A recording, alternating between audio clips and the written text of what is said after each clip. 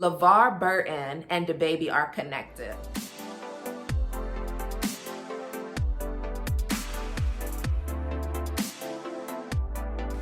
Girl, what are you waiting on? Follow me on Instagram, like, comment, subscribe, and click that bell notification. The baby is an idiot. That was my overwhelming thought for the last few days until yesterday. I had a different thought. He's still an idiot. I'm just going to expand upon why he's an idiot. You know that I gotta tell a story. So when I was little, my mom and I used to get crab legs and salad from the salad bar at the grocery store.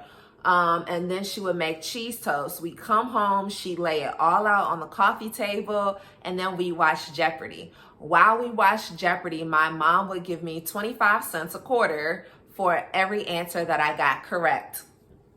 And that is my connection to Jeopardy.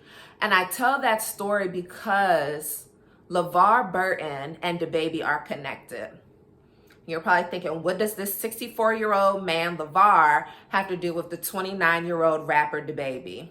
Let me walk you through my train of thought.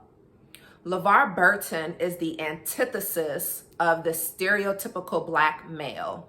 So the stereotypes of Black men are that they're violent and hypersexual, right? So we know that many of the murders that have been recorded within history have been due to the fact that Black men are seen as violent. Emmett Till, et cetera, et cetera. Look it up. Levar Burton was in Roots, Reading Rainbow, and Star Wars. He is the epitome of kind, gentle, and educated, right? He's able to connect with people who might be deemed as weirdos because they're interested in Star Wars, cosplay, etc. And yet here he is with his kind, gentle spirit, welcoming them in. Reading to little children, such as myself, who grew up listening to him on Reading Rainbow, and then playing Kunta Kinte in Roots. Levar Burton is the Black father, granddad, caretaker that people probably wouldn't mind leaving their children with. In 2012, this is so interesting, y'all. In 2012, I'm looking at my notes, he joined the board of directors for the AIDS Research Alliance, which is a nonprofit dedicated to finding the cure for AIDS.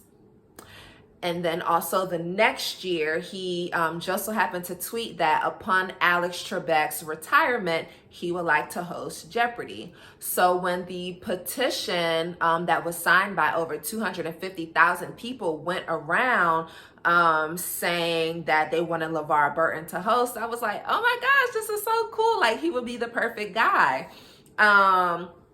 In his Good Morning America recent interview, he stated that he is the beneficiary of Amazing Grace. Y'all, can we get into the humility?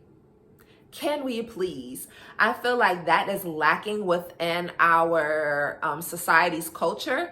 There's like this braggadocious type of thing that happens, but I mean, wow, just how beautiful. Like, I feel like that statement just wrapped me up in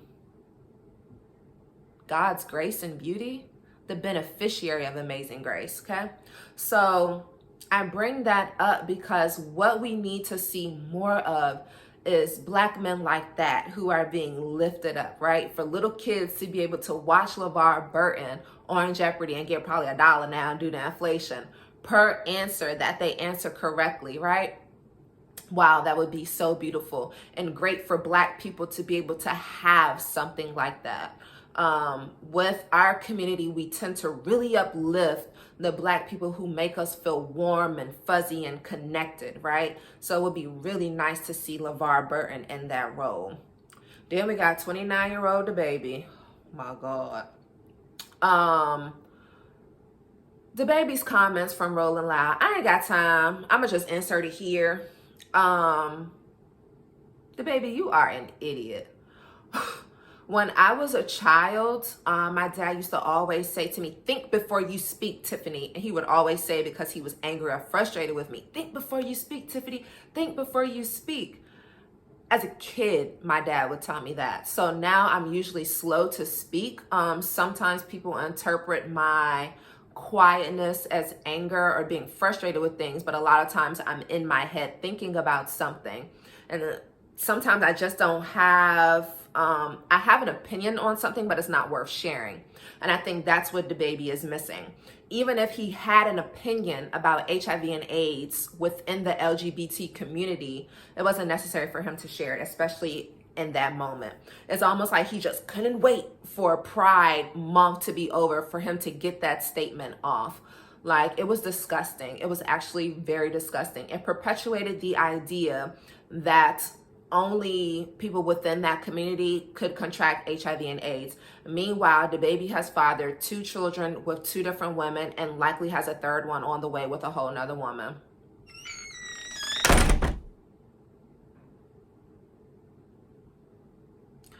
And let us not even get into the fact that lesbian couples and gay men tend to stay in monogamous relationships much longer than heterosexual couples.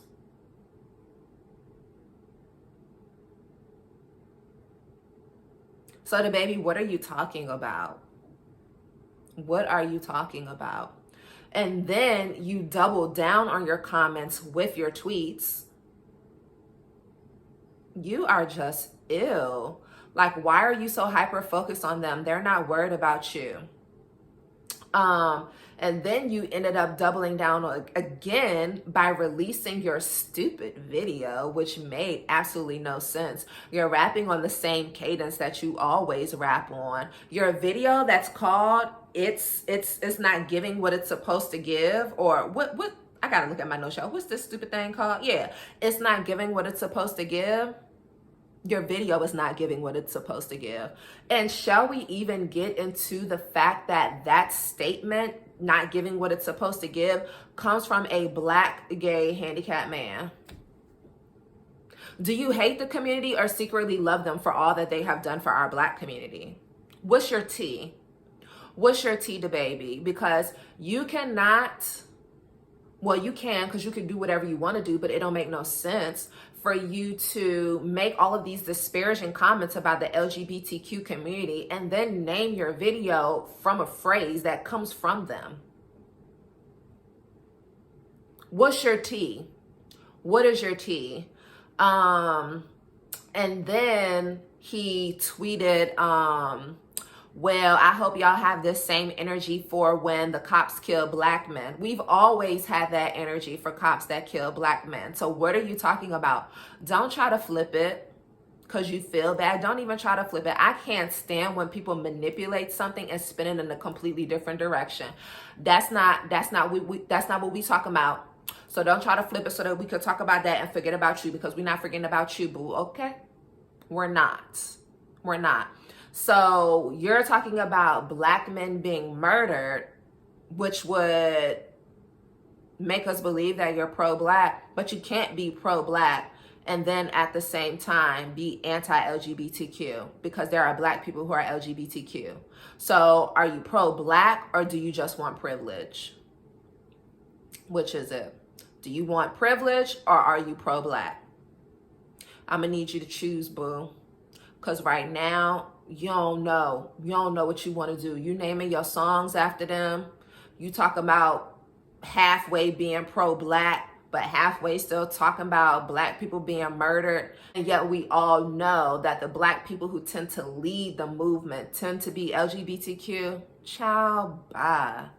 You guys to go.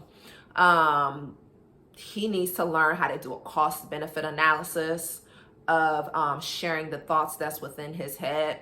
And that's the problem with our culture, is that people think that everything that they think actually needs to come out of their mouth. You need to think at minimum twice as hard as before you speak. You need to think things through. Think before you speak. I gotta make sure I don't forget nothing in my reading session, okay? It almost seemed like his video was trying to like emulate the comedy style approach of Lil Dicky. If it was, then it was a miss, boo. It was a miss.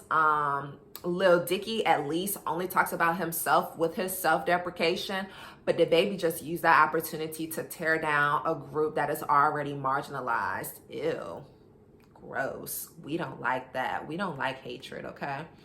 Also, we need to get into the fact that people don't understand the difference between an apology and an amend, okay? People are out here talking about, oh, I apologize for the way it made you feel. We're adults. We should not be apologizing for the way that things make people feel. We need to be apologizing for our behaviors, okay? It's not about how it made me feel. It's not about your intention. It doesn't matter if you didn't mean to do that. You did it. So you need to apologize for the harm that you caused, okay? So let's talk about an amend versus an apology, okay? When you do something wrong, yeah, it's cute to apologize. That's what we make little kids do. That's the problem. People are still correcting their behavior with little kid type actions. We're grown. You need to dig a little deeper, okay? So an amend is when you cause harm and you attempt to make that person whole again. It comes from the 12-step community, the way that I'm about to explain this, okay? If I go up in my friend's house and I break a vase of hers, I am going to apologize as my first step to my friend. When I deliver my apology, I'm usually going to be wrapped up in the emotion that I imagine my friend experienced. Oh my God, that vase was so beautiful. I am so sorry that my big old booty accidentally knocked that vase over. Girl, what can I do to make you feel better? Do you want me to buy another vase? Where did it come from? Blah, blah, blah. Shall we try to glue it together? Like, what do you want? What will make you feel better? An amend is attempting to make that person whole by asking them what they need from you. Too many people are simply out here saying, oh, my bad. Bruh. You just perpetuated a stereotype that we have heard since the beginning of the HIV and AIDS epidemic, or like when it first came out. Remember when everybody was saying only gay people could get it and how they treated gay people? Remember that diver who was competing, was it in the Olympics or something? He hit his head or something. There was a little bit of blood in the pool. They drank that whole pool because some people thought that they could get the virus. Y'all, the baby is problematic with those comments and those sentiments. So that's why I am saying we need more Levar Burtons. We need more men who have been out here married for 30 plus years like Mr. Levar Burton. We need more people who give us the warm and fuzzies like Mr. Levar Burton, okay?